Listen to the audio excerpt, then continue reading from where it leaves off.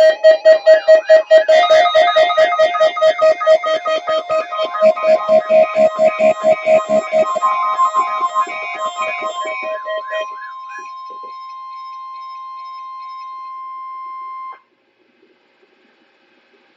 is a weekly test of the no-weather radio warning device.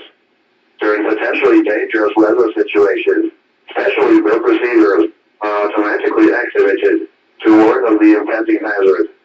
Tests of these receivers normally are conducted by the National Weather Service every Wednesday around noon. When there is a threat of or existing severe weather in the area on Wednesday, the test is postponed until the next good weather day.